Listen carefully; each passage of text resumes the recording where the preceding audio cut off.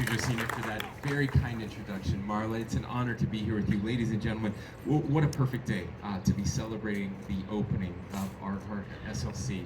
It's something we've talked about for a long time. I know you've been looking forward to it. I know it's already been said, but Marla is a force of nature. And I'm so grateful that we have people like her who are so inspiring, helping all of us to follow our dreams. And I have to say, I don't know if I should be mad at Jesus for not giving me any artistic ability, but we all have different things that we're good at. For me, art was never part of it, but I always admired the artist, and I love to consume art. So I look at this as someone who is inspired by other people who have this talent. And to our young people who I got to meet with earlier, the kids who are discovering the talents they have right now.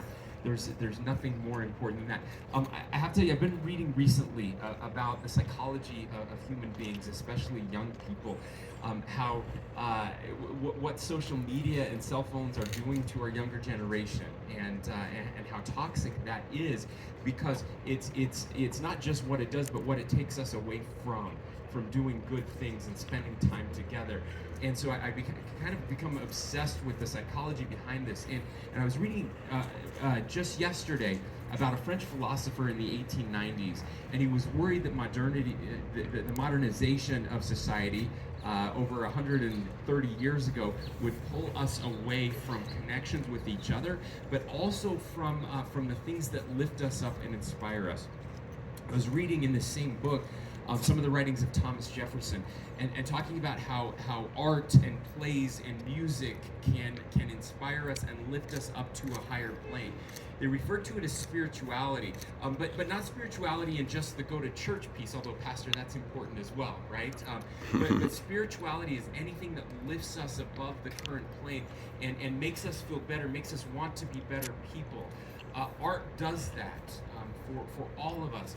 It also unlocks in each of us individually. There is a need in all of us to create, whatever that is. For some people it's art, for some people it's music. But creativity is so important for our own mental health. And then there's the connection that happens in community, which is where my focus comes in as governor of this state. We're really worried about the polarization that's happening as we define ourselves by our political beings first, and how dangerous that is in society today.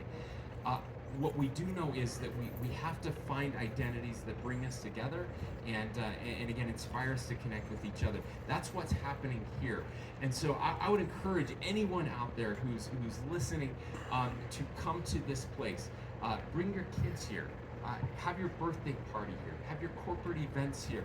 Find those ways to connect. You will be better. I can tell you with our own team, whenever we do a team building activity together, it brings us closer. We work harder for each other. We care more about each other. The same thing with our families. We just had a chance. I have a son who's a musician. We got to go hear him play at Battle of the Bands, and it was so much fun again to see the way that music brought us all together.